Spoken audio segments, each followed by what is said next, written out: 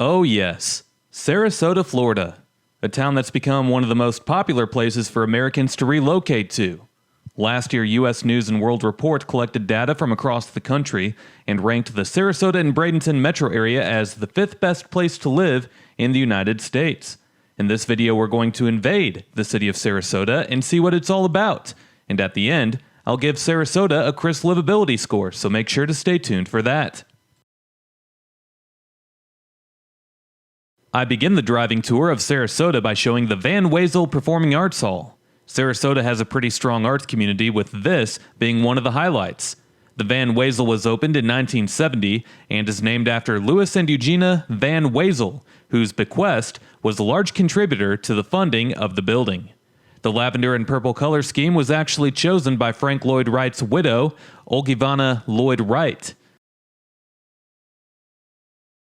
Now, some people are concerned about the future of the Van Wezel, as city leaders have approved a Bayfront master plan back in 2018 that includes a new performing arts center. Hopefully, the Van Wezel can stay alive and continue to be used, as in my opinion, it really is a beautiful building, and based off of everything that I've read, the facilities are in great shape. The only complaint seems to be that it's too small, but hopefully it stays. The concern isn't whether or not the city is going to keep the Van Wezel. The Van Wezel is definitely going to stick around. The concern is more so about whether or not the Van Wezel will continue to be used. Anyway, here's the current view of the Bayfront, and here's the master plan. Basically, they're going to tear up the existing parking lot of the Van Wezel and build a newer and larger performing arts facility right next to the Van Wezel. Once again, the current view, and now again, the master plan. The design for the Bayfront Master Plan was completed in 2018, and work is now underway on the beginning stages of the project. I think that it will be a great thing for the community to have a newer and larger performing arts center, as long as the Van Wezel continues to be used. Anyway, the Sarasota area is one of the fastest growing areas in the country, so expanding the performing arts space in downtown is justified by that. That's without even mentioning the tourist traffic that Sarasota sees annually, as Sarasota County sees anywhere from 2 to 3 million visitors per year. But yeah, this is downtown Sarasota. It's really pretty, even on a cloudy day. I know some people might be upset that I filmed this on a cloudy day, but I swear, earlier in the day it was sunny. The clouds came out right before I started to film, and that's just when I was there, so that's what we get. Anyway, some people might not realize that Florida weather can be pretty crazy. Obviously, people hear about the hurricanes, but Sarasota gets about 55.5 inches of rain per year. Florida's Gulf Coast easily sees more thunderstorms per year than any other part of the U.S. Some areas of Florida's Gulf Coast see as many as 110 days with a thunderstorm over the course of the year. However, there's at least a couple of hours of sunshine every day, or so they say. Now, construction was kind of crazy when I was here, so I was forced to head over the Sarasota Bay and back in order to keep going straight like I wanted to, but that's alright because that way I was able to capture the Sarasota skyline from the John Ringling Causeway, which connects downtown Sarasota with St. Armands and Lido Key. And for a video on those places, along with Longboat Key, make sure to check out my Sarasota playlist, and the link for that is down below. And here's a street-level view of the One Sarasota Tower office building, which is only about 143 feet high. More on building heights in downtown Sarasota in a minute, as we're now about to head over the John Ringling Causeway, which was named after a circus entrepreneur from back in the day, who is credited for making St. Armands and Lido Key what it is today through his investments, which is an upscale retail and dining district with a beautiful beachfront. John Ringling was one of 7 Ringling brothers who formed the circus company called the Ringling Bros, which operated from 1871 all the way until 2017. Anyway, John Ringling's name is used on multiple things throughout Sarasota, as he made Sarasota his home, and when he passed away, he gifted his house, art museum, and art collection to the state of Florida, in which today you can visit his home, along with the John and Mabel Ringling Museum of Art. I sped things up super fast there for a second, but where I turned around was at Bird Key, which is where several celebrities have had condos over the years, including the now late Jerry Springer, former pro tennis player Martina Navratilova, and the lead singer for AC/DC, Brian Johnson. Anyway, you can see that as you enter downtown Sarasota over the John Ringling Causeway that it's stunning. The buildings are all around the same height, being around anywhere from 150 to a maximum of 260 feet high. The cap on the buildings in Sarasota is 18 stories, so it goes by stories rather than feet. What that does is, yes, it keeps the density down of the downtown area, but it also limits the retail and residential space in downtown, which then drives up the prices. So if you're going to own a condo in downtown, you have to be filthy rich. A snapshot of Zillow at the time of me uploading this video shows that there's only a few condos under 500,000, in which those are all pretty small, being around 600 square feet. Most of the available condos, however, have a price tag of around $1 million or more. Well, as we continue to drive around downtown, let's talk about how Sarasota came to be. Historians believe that the name of Sarasota comes from the Indian word Sarasota, which means a landfall easily observed. Others believe that the name comes from Hernando de Soto's daughter, who was called Sarah. For those who don't know, de Soto was a Spanish explorer who is credited for being the first modern explorer of the southeastern United States. The name of Sarasota started to appear on maps in 1839, which was about 18 years after the United States gained ownership of the land that we know today as Florida. A lot of people who are familiar with Florida's history know that the Seminole tribe heavily populated this area before European settlers took over. With that said, the first permanent white European settler in Sarasota was William H. Whitaker, who was deeded 144 acres of land on September 1st, 1851. Whitaker had a house made of yellow limestone, but it was burned by Seminoles in 1865 during the Seminole War. Whitaker then moved north to Manatee before moving back once the war ended. Between 1860 and 1880, the Sarasota area was starting to be discovered on a wider scale by Americans. People started to buy up land and clear out the vegetation in the area initially for agriculture. The agriculture business brought economic opportunity, as shortly after in 1880, a man named John Webb moved to the area and opened Sarasota's first manufacturing plant, which refined sugar and produced syrup. Additionally, Webb built a winter resort and advertised it in newspapers up north. In 1884, Webb saw a community form around where he lived. A post office was established and he named the community Osprey. Osprey continues to be an unincorporated community several miles south of Sarasota, but anyway, around that same era, a second community was being developed into what would eventually become Sarasota. Originally spelled with two words, the first post office for Sarasota was established in 1878. In the 1880s, the Florida Mortgage and Investment Company of Edinburgh purchased 60,000 acres and selected Sarasota as its center for development. The community struggled to grow at first as there wasn't much of an economy, but it was tourism that helped Sarasota grow slowly but surely. In 1886, John H. Gillespie arrived, who was the head of the Florida Mortgage and Investment Company, and he is considered by historians to be the father of Sarasota. Gillespie built the DeSoto Hotel along with what local historians claim to be the second golf course ever to be built in the United States. Gillespie helped Sarasota in many ways, including the town having its first newspaper in 1899. Telephone service arrived during the same year. Also in 1899, a railroad was opened connecting Sarasota to Tampa.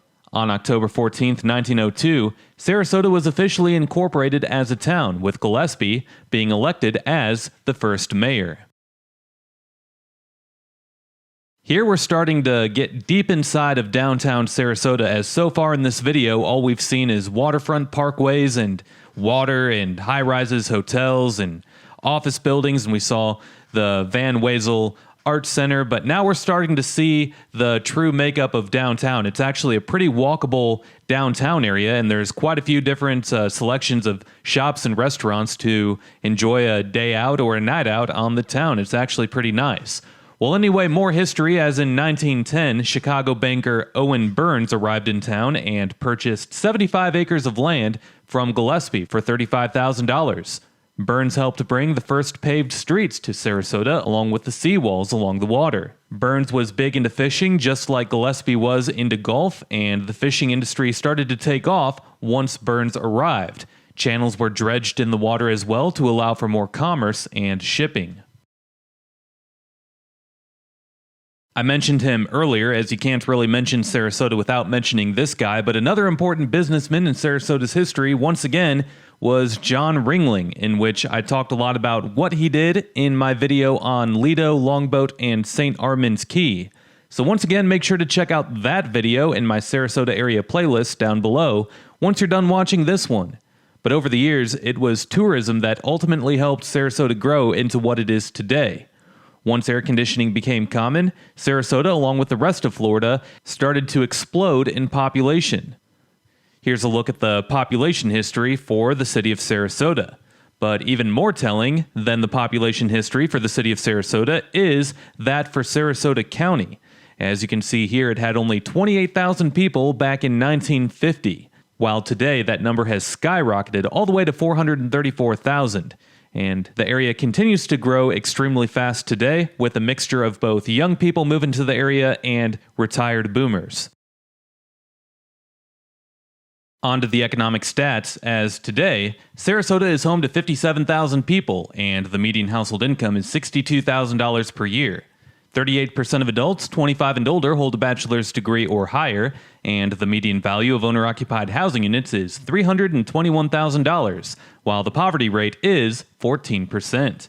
The stats for Sarasota City largely mimic those for Sarasota County, with the poverty rate being lower for the county than that for the city, and the home values being higher for the city than that for the county. Next up, I'll bring up the crime stats, and Sarasota actually sees above average crime rates. The violent crime rate is nearly 600 for every 100,000 residents, and the property crime rate is around 2,700 for every 100,000 residents. And the property crime rate is around 2,700 for every 100,000 residents. So that could be a lot better. Downtown is nice though, as you can see, and overall, it's pretty safe. Nobody here seems to be scared or worried that anything's going to happen to them. There's plenty of things to do here, as you can see, with plenty of streets to walk and plenty of restaurants and shops to explore. I've already shown you the Van Wezel. I've talked about the Ringling Estate Museum, but that's a few miles north of downtown. There's an opera house here as well, and of course there's Siesta Key, which has become one of the more popular beaches to vacation at in the States. A lot of publications rank Siesta Key as being the best beach in all of America due to its fine white sand and crystal clear water. And for a video on Siesta Key, once again, that is included in my playlist of Sarasota and Bradenton down below. However, moving on to different talking points now, as the worst things about Sarasota are not only its above-average crime rate, let's hope that that can stay under control going forward, but also the cost of living and the economy. Let me explain. If you take a look around, you probably don't think poor, but the city of Sarasota has an above-average poverty rate, the latest number showing 14.4%. That goes along with an above-average home value, so that's not a good mix. With that said, keep in mind that a good chunk of the residents in Sarasota are retirees, so for them, jobs and employment don't matter, but young people have been moving here too. There's a demand for that age group as well in Sarasota, but for them, there aren't too many high-paying jobs to choose from. Sarasota is far from being a tech hub, as the top employer in Sarasota County is Sarasota Memorial Healthcare System, with 6,500 workers. Next, it's PGT Innovations, which manufactures windows and doors that are built to withstand hurricane-force winds. There's about 1,900 people who work there.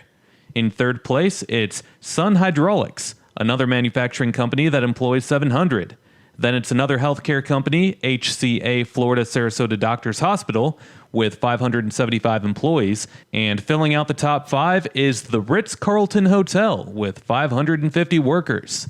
So if you're trying to start your career and you're fresh out of college, you'll have a hard time finding the type of job you want in Sarasota. Chances are that you won't be able to live in Sarasota comfortably until you retire. unless you work from home or work in the healthcare field. In that case, you can live wherever the heck you want in this country. But that's definitely the biggest downside to not only Sarasota but also Sarasota County, is that there's a limited amount of career paths that you can succeed in if you're young and you want to live in the area.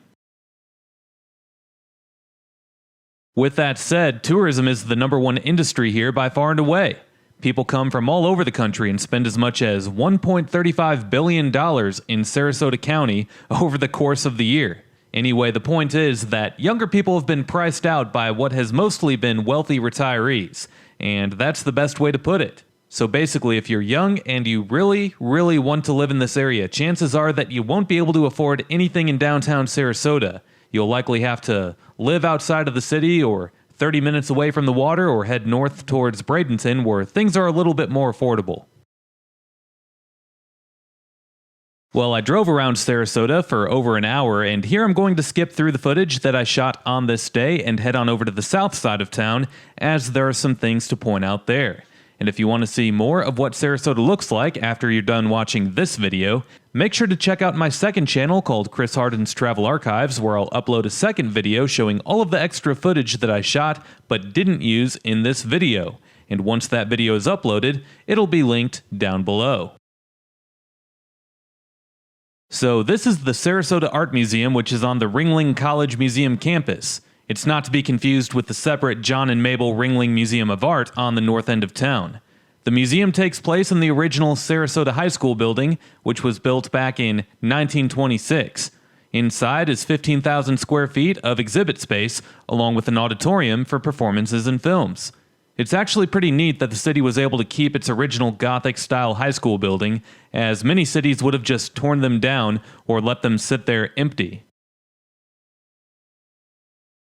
I should say that the old high school did sit empty for quite some time, as it closed in 1996 and plans weren't finalized for the art museum until 2003. Anyway, in 1996, the city opened up a newer high school right behind the old one. The athletic teams go by the Sailors, and among the most notable alumni includes actor Dallas Roberts, pro golfer Paul Azinger, and former Major League shortstop Ian Desmond. And with the way that the school is designed, you can't really see much of the school from the street. Next, we're going to head on over to the far east side of the city, as the Baltimore Orioles actually have their spring training facilities in Sarasota. This is Ed Smith Stadium, which has a seating capacity of 8,500. The stadium was built in 1989 to replace the old Payne Park, which was a baseball stadium that was constructed in 1924 and lasted all the way through 1990. Throughout its life, Payne Park was the spring training facility for multiple major league teams, including the Boston Red Sox, the Chicago White Sox, and the New York Giants, which is the same team that is now the San Francisco Giants. Ed Smith Stadium has mostly been the spring training site for the Baltimore Orioles, but it has also been that for the Chicago White Sox and the Cincinnati Reds. Currently, the Florida Complex League Orioles call Ed Smith their home stadium. With that said, for now, we're just going to keep driving. We're going to head back into downtown and see a little bit more of what Sarasota looks like before wrapping things up with a Chris livability score, so make sure to stay tuned for that. In the meantime, we're going to do a little bit of research and see what people from the internet have to say about Sarasota.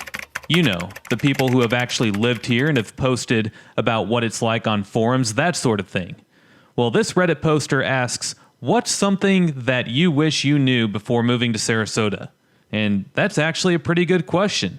Well, let's see some of the answers. Queen Bee responded and said, way more things are closed on Sundays than I realized before I moved here, and restaurants often close up earlier at night than I would expect for a city of this size. 28 upvotes. Mr. Todd backs that by saying, get your food before 9 p.m. or you're out of luck. West Side 234 says, most of the old people you see driving around aren't actually going anywhere, they're just driving around. Okay, I don't know why, but that's actually a funny answer. Well, the Graceful Banana says that it's good if you have money for a boat. A bad thing is that if you're young, it's difficult to meet other young people. Sort of. But also, it's not so hard because most young people in Sarasota are in the same boat as you of trying to meet other young people, as most young people in Sarasota are not from Sarasota and are from out of state. That's a good point. This person said that it costs a lot of money to live in Sarasota, and if you're not already employed with a strong savings, you might find it hard to survive. Yeah, I feel like that would be a real concern for any young person who wants to move to the area. This all kind of mimics what I was saying earlier about the economy. Alright, last one here as 2020 says great restaurants, but it's starting to feel like California in a bad way.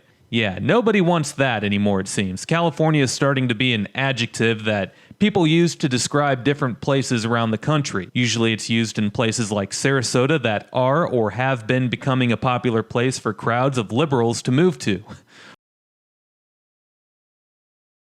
Chewbacca's wife on Reddit says that she's thinking about moving to Sarasota, trying to find a good all-around place to live in Florida. Well, good luck to you, Chewbacca's wife. I hope that you and Chewbacca can settle down in a place that is wonderful for you.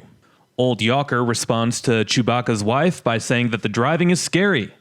I can confirm that the driving is not just scary in Sarasota, but in all of Florida. It is downright horrific. Well, Fun Abroad says that it's a good city, but it's overpopulated and housing costs are unaffordable. Traffic just keeps getting worse. If I didn't live here already, I wouldn't move here. This person writes that Sarasota is a great place, but it's suffering from growing pains. Further on down, she said that there's loads to do here, but housing is expensive and snowbird traffic is horrendous. But also that the negatives only exist because it's a good area to live in, continuing to say that it just requires a little bit of patience. SRQ Newbie also sticks up for Sarasota by saying that it's gotten more politically diverse over the 9 years that they have lived there, and that the area has fantastic free beaches and golf courses with fabulous weather, except for June through September, when it's hot as the surface of the sun and as humid as a rainforest. Alright, well, that was fun. That was a lot of fun, and educational. I don't know what was more insightful, some of those usernames or the amazing insights that only anonymous people of the internet can provide. Well, anyway, it's time to move on, as it is now that time. You can't always trust someone who calls themselves Chewbacca, and you can't always trust a radio station that has never played Waka Flocka, but you can always trust Chris's livability score.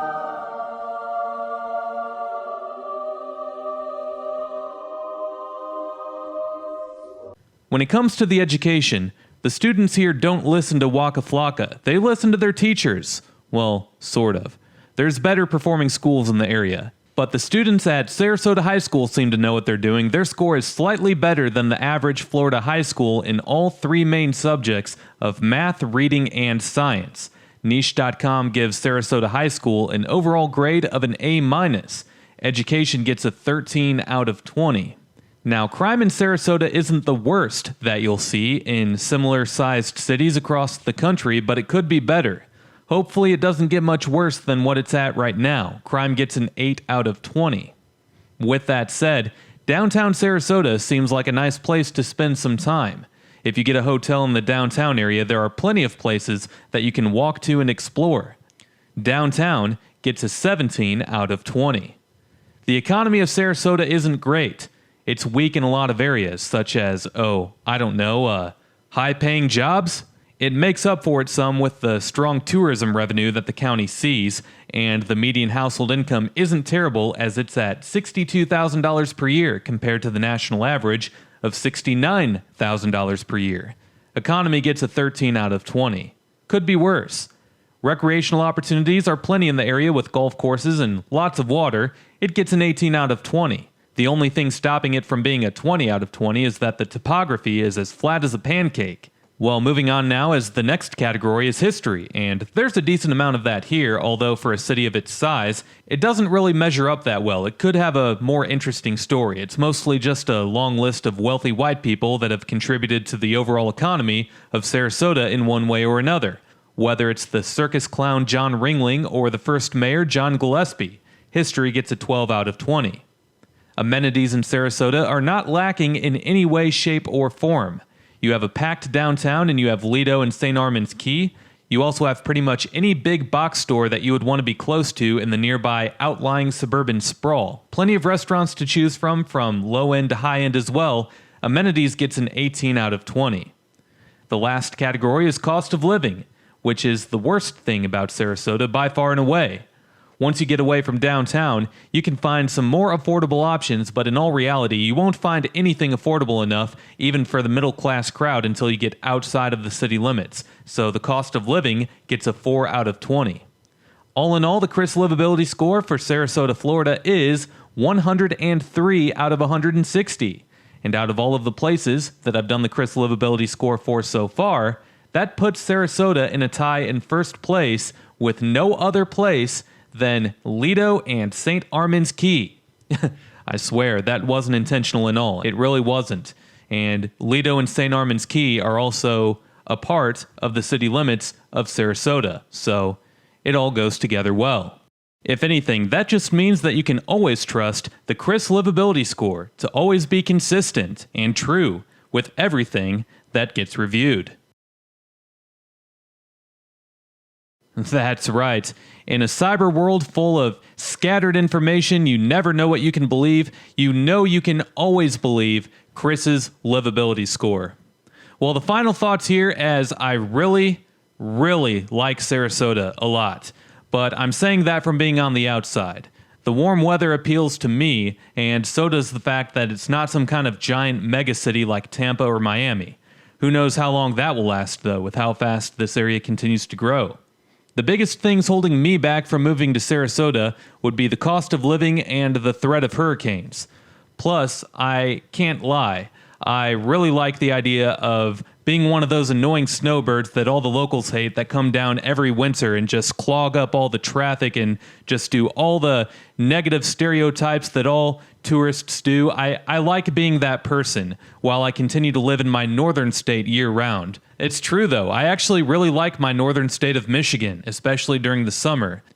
And as long as I have an opportunity to escape the doom and gloom for a week or two once in a while during the ugly season, I'm totally fine with staying up north. For now.